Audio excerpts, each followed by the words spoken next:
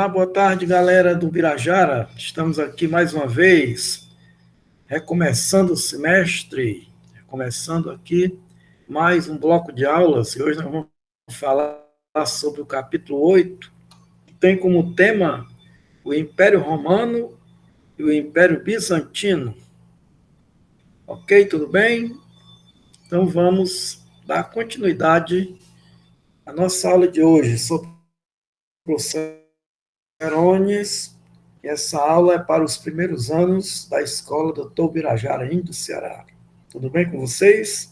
Então, esse tema, ele dá sequência ao que nós vimos na última aula, antes das férias, ou seja, no final de junho, no encerramento do primeiro semestre.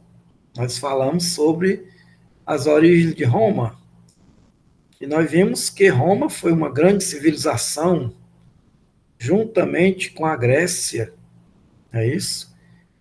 E que juntamente com a Grécia, elas são chamadas de civilizações clássicas, porque tiveram um grande desenvolvimento do ponto de vista cultural, político, social, econômico, que nos deixou muitos legados, né?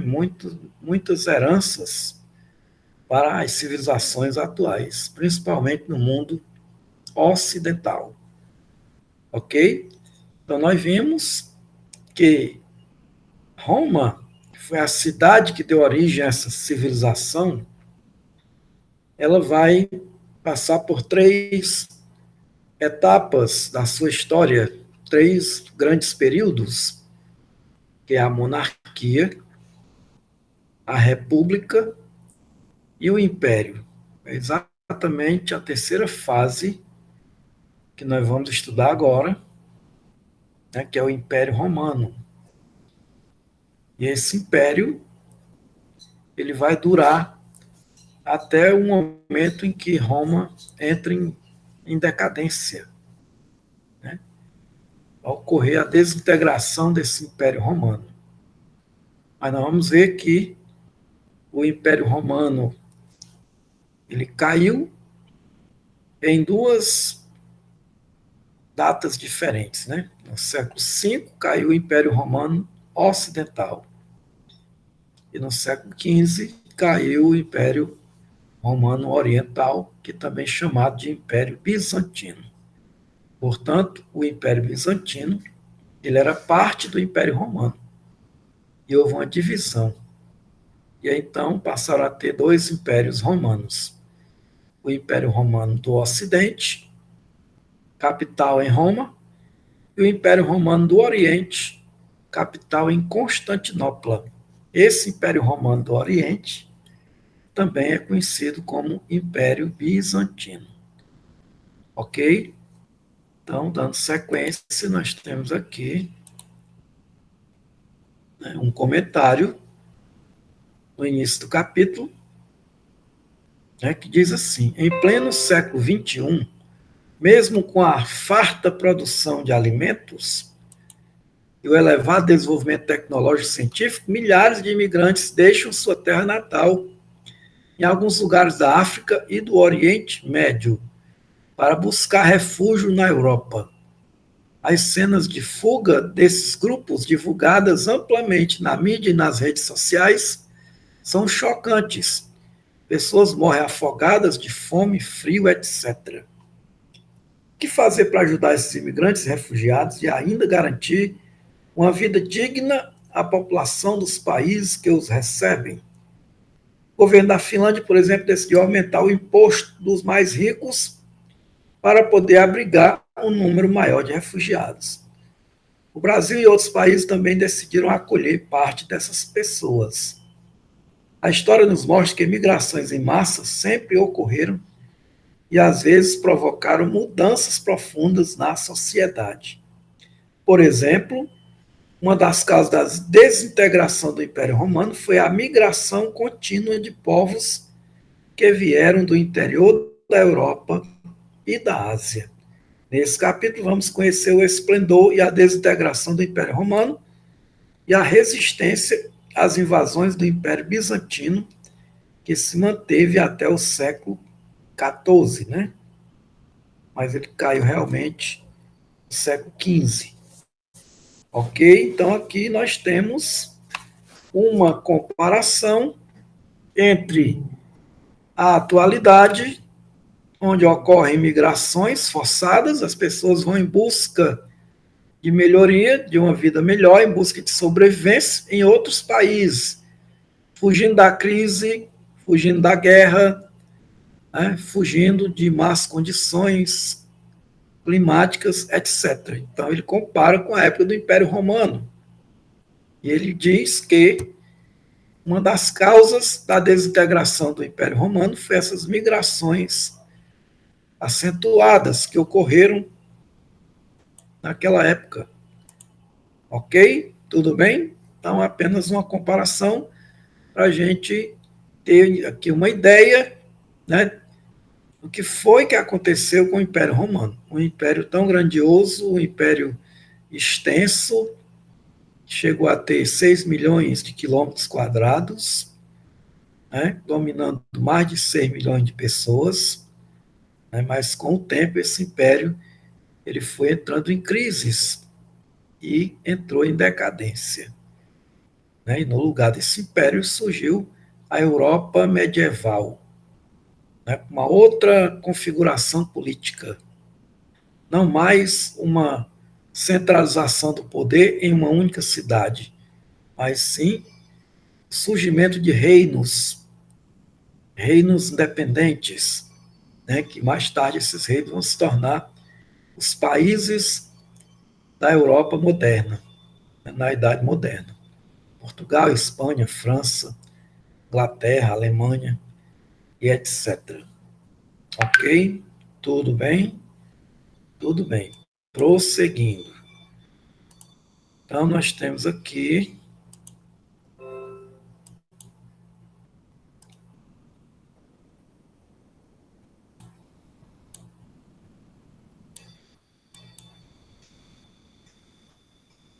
os primeiros tempos do Império Romano.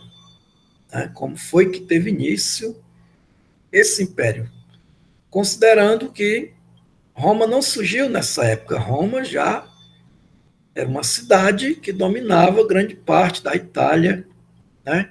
Que já tinha passado por dois períodos, que era a monarquia e a república. Mas foi exatamente no final da república que esse novo modelo de governo foi criado, chamado Império. Tá?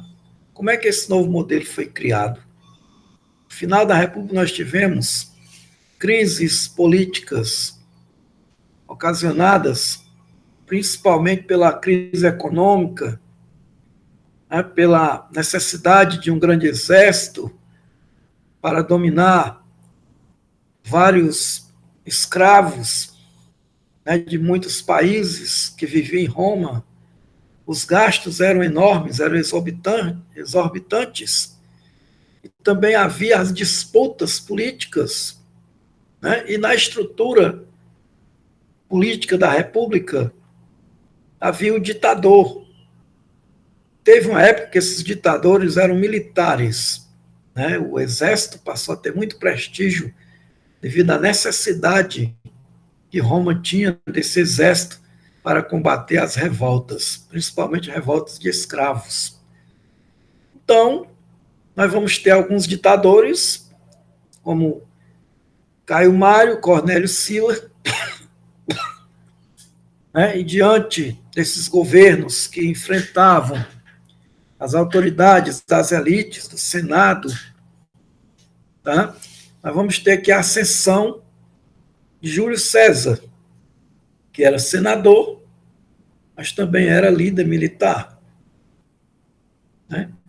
Ele vai conquistar a região da França, que era chamada Gália, e ele, então, fazia parte de um governo de três pessoas, que era o triunvirato, primeiro triunvirato, que era formado por ele, pelo Pompeu e pelo Crasso, Marco Licínio Crasso, e o Pompeu, que também era muito poderoso. E aí, então, nessa divisão, o Pompeu ficou governando a região da Itália, o Crasso ele foi para o Oriente, e o César ele pediu às legiões, os exércitos de Pompeu emprestado, e foi para a França lutar contra os gauleses. Depois de vários anos de batalha, né, nessas batalhas, ele perdeu a filha dele, né, que faleceu, que tinha se casado com Pompeu para selar essa aliança, filha dele chamada Júlia. E aí então o Senado, desconfiando que Júlio César queria dominar Roma, estava cheio de poder, o Senado então pediu a Pompeu que pedisse para o César voltar e se entregar o exército e se tornar prisioneiro.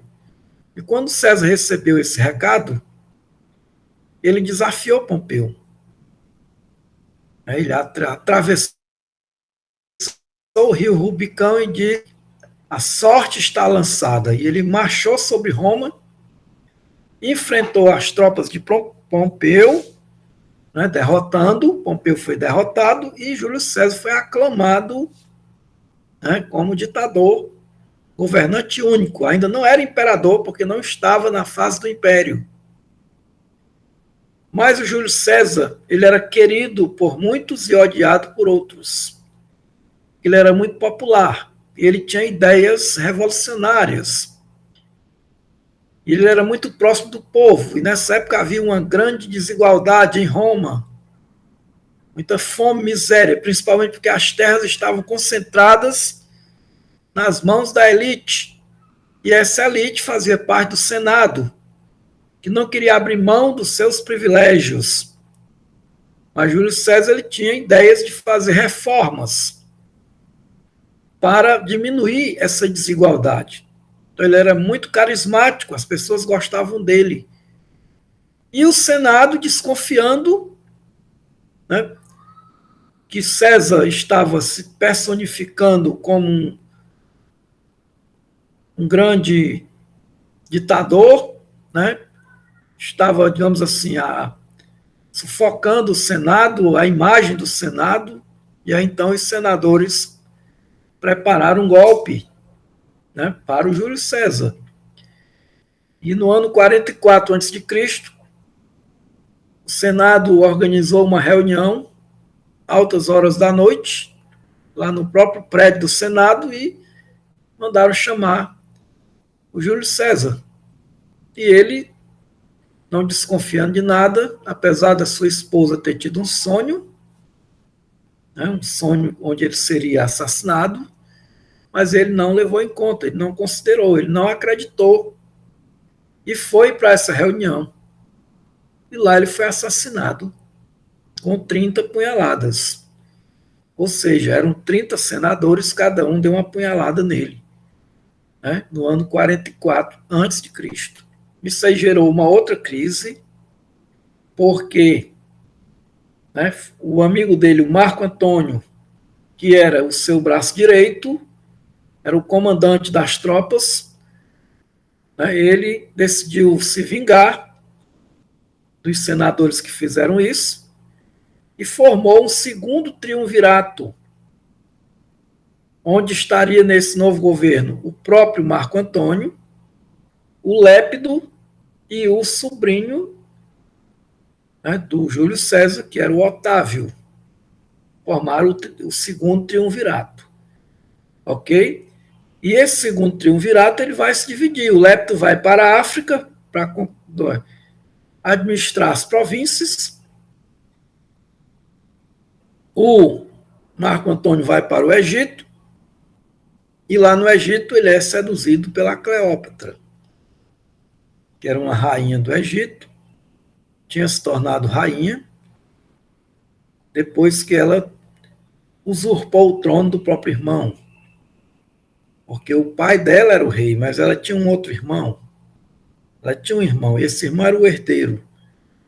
Mas ela então teve um caso com o próprio irmão e o assassinou. E ela então se tornou a rainha do Egito. a Cleópatra, que ela teve um caso com o Júlio César. Inclusive, teve um filho dele. E após a morte de Júlio César, o Marco Antônio foi para dominar o Egito, para lutar contra a Cleópatra, e acabou, então, se tornando aliado dela. Certo? E aí, então, o Otávio, que ficou em Roma, ele resolveu ir para o Egito para lutar contra o Marco Antônio, que foi considerado um traidor.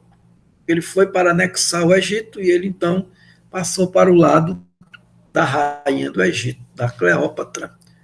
Certo? Então, o Otávio vai para o Egito, o Marco Antônio é derrotado e comete suicídio, juntamente com a sua amada, a Cleópatra, que também comete suicídio. E aí, então, o Otávio volta para Roma, vitorioso, e ele, então, é aclamado pelo Senado. Ele fingiu entregar o cargo, fez lá uma cena dizendo que não era digno, que não tinha capacidade, que não estava preparado, mas o Senado entendeu diferente.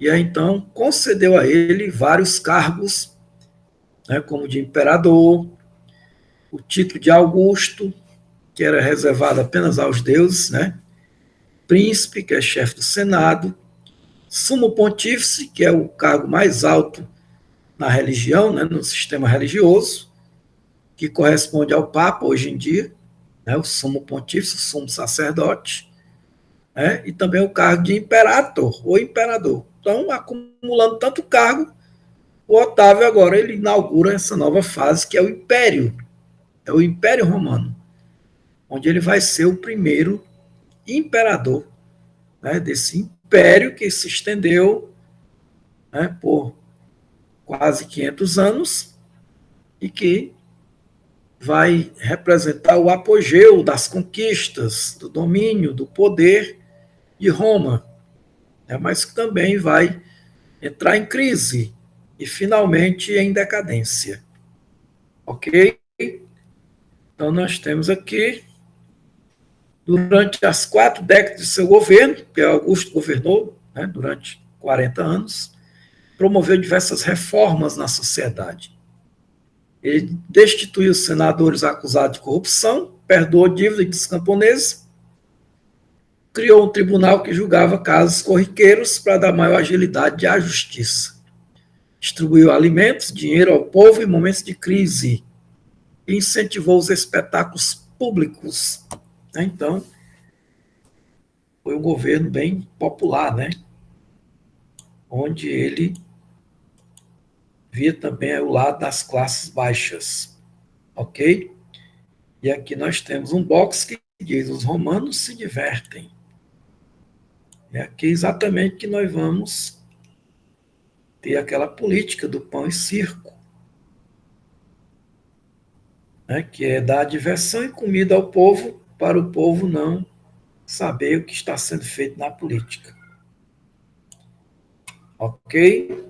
Tudo bem? Então nós temos aqui um box que mostra as corridas de biga, as lutas, o circo máximo, de gladiadores, tudo isso. Ok? E aqui nós temos agora a sucessão de imperadores nesse império, que foi marcado por conspirações e assassinatos. Em alguns períodos, a sucessão era bem próxima uma da outra. Com a morte de Augusto em 14 depois de Cristo, quem foi que assumiu o poder? Foi o genro dele, Tibério, que governou de 14 a 37. Depois, até o ano 68 depois de Cristo, apenas 2 dinastias. A Júlia, que é de Augusto, e a Cláudia, que é a de Tibério, governaram esse império. Todos foram envolvidos em episódios de perseguições, assassinatos e conspirações. De 37 a 41 é o Calígula, que é o sucessor de Tibério. né? Ele condenou à morte várias pessoas, confiscou bens, concedeu honrarias reais a seu cavalo, que se chamava Incitatus, né? Foi assassinado em 41. E o sucessor dele foi o tio dele, Cláudio, governou de 41 a 54. Ele morreu envenenado pela própria esposa, né, que era mãe de Nero. Então ela envenenou o Cláudio para que o Nero, o filho dela, se tornasse, né, imperador. Mas o Nero não era filho do Cláudio, era de outro casamento, de um casamento anterior. Né? O Nero governou de 54 a 68, né? Chegou ao fim da dinastia iniciada com Tibério. O Nero é conhecido porque ele assassinou a própria mãe, né? E reprimiu pesadamente os cristãos, ou seja, estava na época da difusão do cristianismo, e ele então mandou incendiar Roma, colocou a culpa nos cristãos e promoveu a morte de vários, né? Foram queimados, viraram tocha humana, outros foram colocados nas arenas para serem devorados pelos leões, ok? Então esses imperadores eles são um pouco assim excêntricos, loucos, né? É o caso do Calígula, né? O Calígula ele dava honras ao seu cavalo, né? Ele fez do seu cavalo senador. E quando ele dava uma festa, que ele dizia que foi o cavalo que promoveu a festa, as pessoas eram obrigadas a andar de quatro patas e comer capim, para não contrariar o cavalo. Senão, caso contrário, ele assassinava. Então, muitas coisas excêntricas, né? O Nero se dizia um grande artista, recitava poesia, mas as poesias dele não eram boas, mas só que as pessoas eram obrigadas a aplaudir, se quisessem poupar a vida, né? Se não quisessem morrer, ok? E ele então tocou fogo em Roma, enquanto do seu palácio ele tocava harpa, né? Se divertia com a desgraça do povo, certo? E ele teria incendiado Roma porque ele pediu ao Senado que autorizasse a reforma de Roma e o Senado não autorizou, porque Roma não estava precisando de reforma. Ele simplesmente pediu aos seus comparsas para incendiar metade da cidade, né, e colocou a culpa nos cristãos e perseguiu os cristãos de maneira violenta, ok? Nós temos aqui a difusão do cristianismo nesse box, né? Cristo ele nasceu na época de Otávio.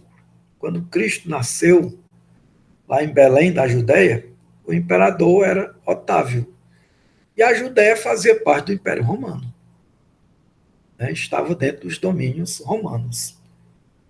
Então por isso que a história do Império Romano tem tudo a ver com o cristianismo, né? O cristianismo é uma religião monoteísta que surgiu a partir do judaísmo, do povo judeu, né? Porque Cristo, ele é o Messias, que é prometido por Deus ao povo judeu, aos judeus, né?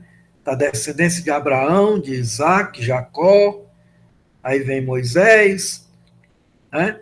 Então, Davi, Salomão, Jesus é a promessa, Cristo é a promessa.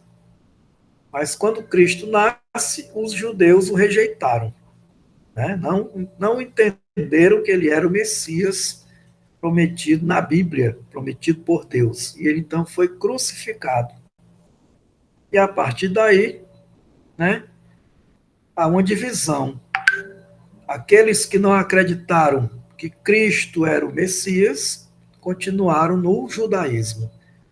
Mas aqueles que acreditaram que Cristo era o enviado de Deus, era o ungido, né, era o Messias, o Salvador, passaram a segui-lo. E aí então criou-se uma nova doutrina, uma nova prática religiosa chamada cristianismo. E esse cristianismo ele vai ser divulgado no Império Romano pelos discípulos de Jesus, pelos apóstolos, Pedro, Paulo, João, Mateus, que vão divulgar essa nova doutrina, né? Baseado em quê? Na vida de Jesus, nas curas, nos milagres, na fé em Deus, tudo isso. E esse povo que vai pregar o cristianismo vai ser duramente perseguido. Por quê? Porque o cristianismo, ele afronta a religião dos romanos. A religião dos romanos é uma religião baseada em troca de favores. Né? Eles agradam os deuses e os deuses dão a ele dinheiro, né? Vitória nas guerras, saúde, quer dizer, é uma troca de benefícios. Se eles estão de bem com os deuses vão estar de bem com eles. Mas o cristianismo é diferente. Prega uma vida eterna após a morte, a salvação. Né? Não prega uma vida boa aqui na terra, e sim no céu. Então isso aí vai entrar em choque com os princípios da religião romana. E o que é que os romanos vão dizer? Que pelo fato dos cristãos não adorarem os deuses romanos, porque para o cristianismo adorar imagens é idolatria, é pecado, eles não podem fazer isso. Só podem adorar a Deus em espírito e não através de imagens. Então eles vão dizer que as pestes, as doenças, a fome, as enchentes, tudo de ruim que acontece, a culpa é deles, porque eles não estão agradando aos deuses. Porque eles rejeitam esses deuses, eles só acreditam num Deus que é invisível, que é espírito, e não cultuam os deuses romanos. Né? Então, por isso, eles vão ser perseguidos. Mas essa religião, além de ser muito perseguida, ela vai predominar. Né? Vai conquistar o Império Romano. Vai chegar uma época que até o imperador se converte ao cristianismo. Nós temos aqui o período da Pax Romana, né? Depois de Nero, o general Vespasiano assumiu o governo. Né? Então começa um período de esplendor do Império Romano. Você pode ver na página 157, certo? Esse esplendor se estendeu pelas dinastias dos Flávios, que foi de 69 a 96, e dos Antoninos, de 96 a 192 depois de Cristo. Tá? Como se caracterizou essa Pax Romana? Surgimento de novas cidades, né? O modo de vida passou a ser adotado nas províncias, o modo de vida romano, que as províncias, elas pertenciam a outros povos, antes de serem conquistadas, não tinham um modo de vida romano. Né? E aí, então, esse modo de vida vai ser levado, né? E acentuou-se o processo de romanização. Muitas regiões que eram diferentes de Roma foram romanizadas, passaram a ter um comportamento muito parecido com o comportamento de quem morava na capital, na cidade de Roma. Melhorou as condições de vida, né? E muitos romanos foram atraídos para essas províncias. Isso aí fez com que o império vivesse um período de calma, né? De calmaria, de tranquilidade, de estabilidade, né? Conhecida como Pax, ou Paz Romana. Tá? Só que do outro lado da moeda, para os povos dominados, era uma paz que era forçada, que era imposta pela força. Né? Eram obrigados a ficarem quietos, a não se revoltarem, né? Porque eram vigiados, eram controlados. E aqui, apesar dessa fase de resplendor, né? De esplendor, melhor dizendo, de esplendor, o império ele enfrenta problemas, como epidemias, incêndios e a destruição de duas grandes cidades, Pompeia e Herculano, né? Além de uma outra, como Estábia, que foi provocado pelo vulcão Vesúvio, no ano 79 depois de Cristo. Essas cidades ficavam no pé da montanha. E o vulcão que estava dormindo, de repente, entrou em erupção, pegando todo mundo de surpresa, né? Inclusive lá, hoje em dia, tem as ruínas, pessoas que viraram estátuas, que foram cobertas pela lava vulcânica. Quando essa lava endureceu, as pessoas viraram pedra, né? Pessoas que estavam dormindo, estavam trabalhando, estavam brincando de todo jeito, na posição que eles estavam, eles ficaram, né? Eles foram cobertos pela lava. Eles se transformaram numa espécie de rocha, de cimento, quando essa lava esfriou, né? Então foi um fato muito chocante que abalou, de certa forma, o Império Romano e abalou essa paz romana desse período aí. Ok?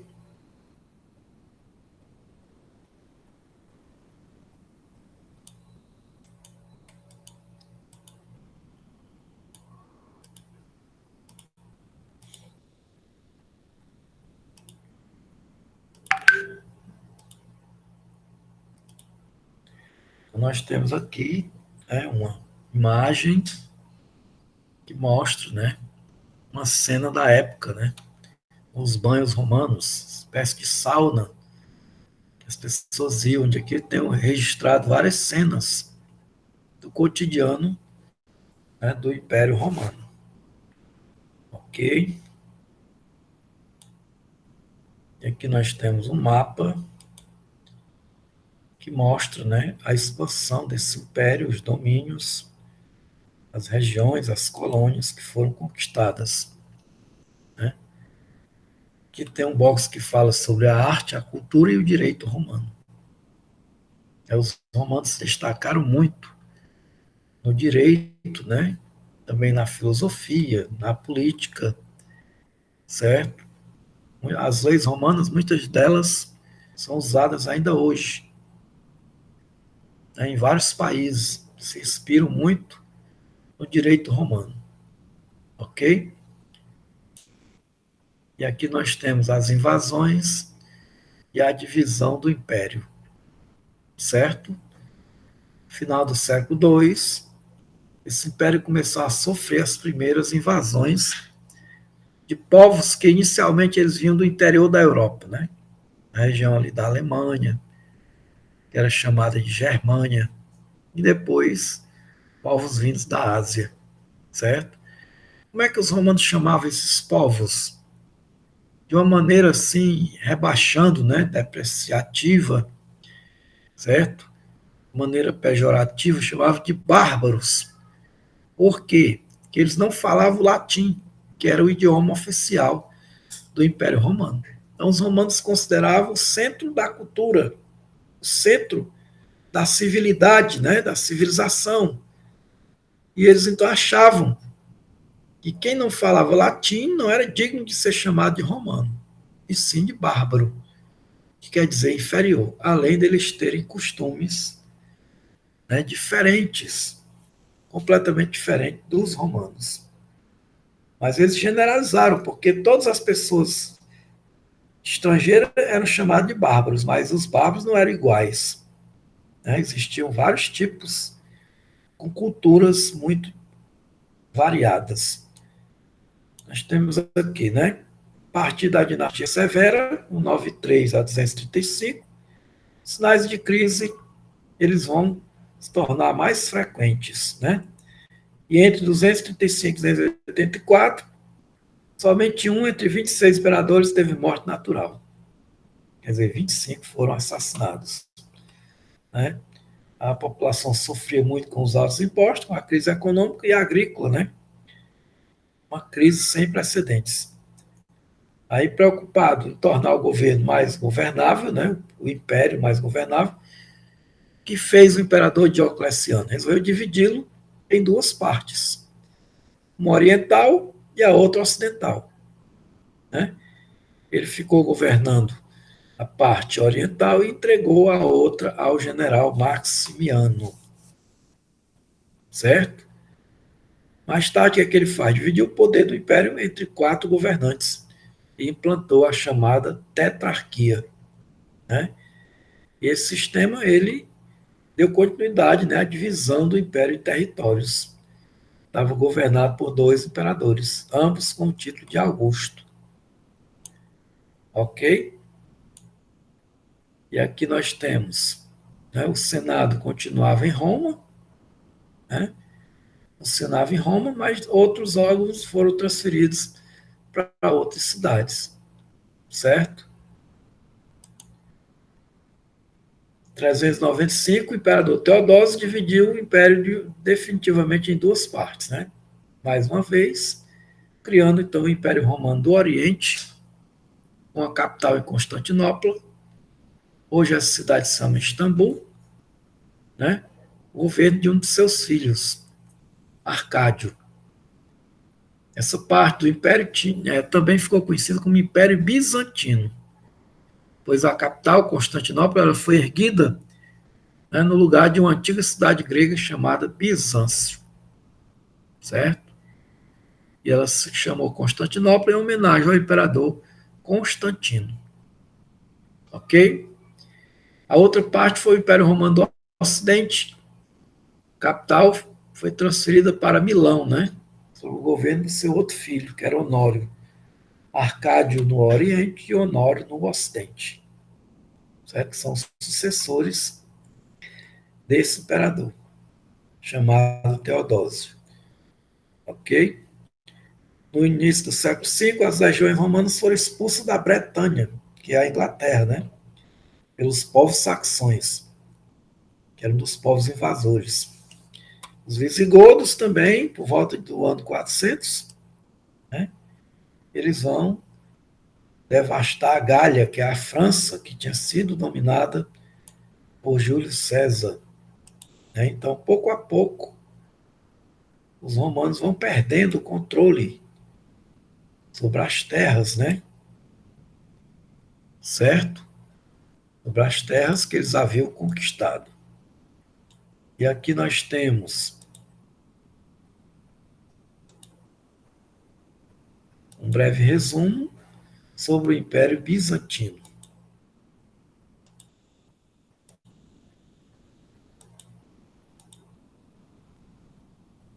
Aqui nós temos um quadro que mostra, né,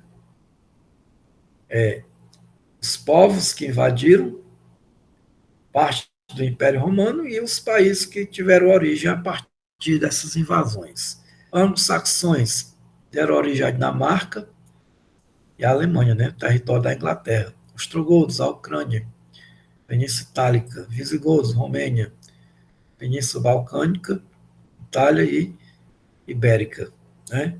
Francos vieram da região do Reno, dominaram a França.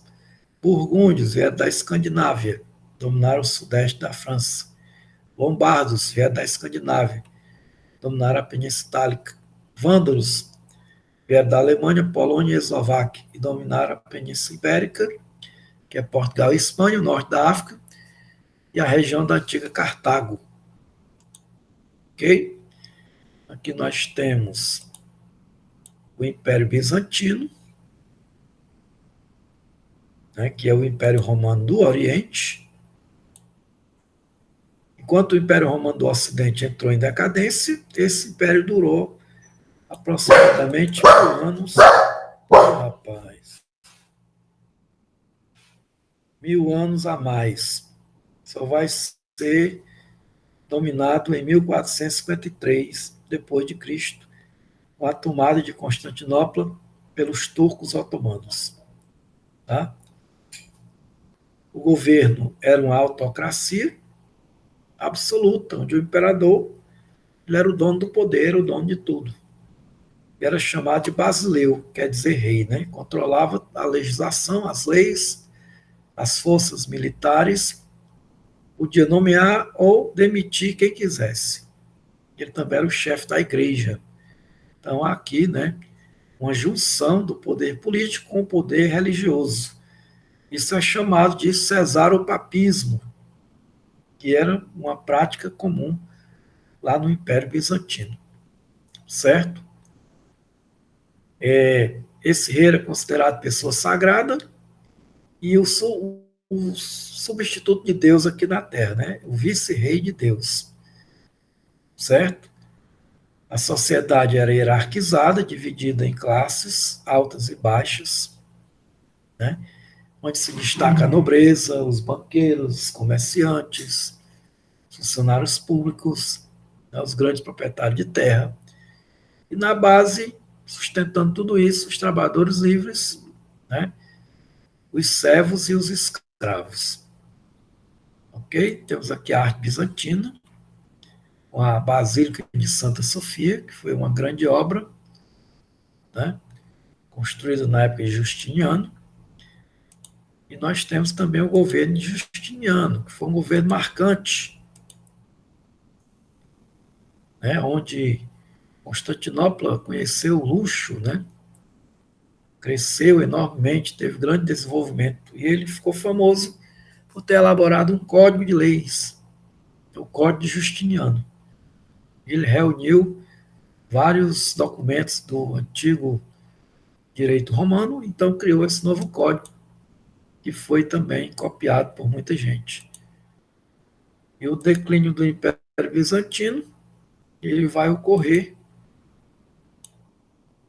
né, em consequência.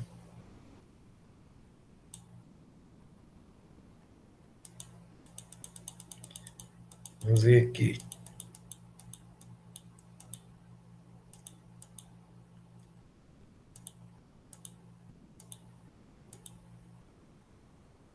Após a morte de Justiniano, os seus sucessores, eles não tiveram a mesma habilidade, né? Tiveram a mesma capacidade para governar o império de maneira equilibrada, né? Aí eles não conseguiram manter essa unidade, não conseguiram manter o império unido, coeso. E aí, então ocorreram invasões de outros povos, né, que resultou então no enfraquecimento do império. E no ano de 1453, após 7 semanas de resistência, a cidade caiu, né, nas mãos dos turcos otomanos, chefiados por Maomé II. Isso aí vai marcar a queda do Império Bizantino e a passagem, né, da Idade Antiga para a Idade Média, né? Não, ou seja, o final da Idade Média e o início da Idade Moderna, 1453. Ok? Então aqui nós temos basicamente o resumo sobre o capítulo 8, que fala do Império Romano e do Império Bizantino. Ok? Muito obrigado a todos e até a próxima. Valeu, fique com Deus e até breve.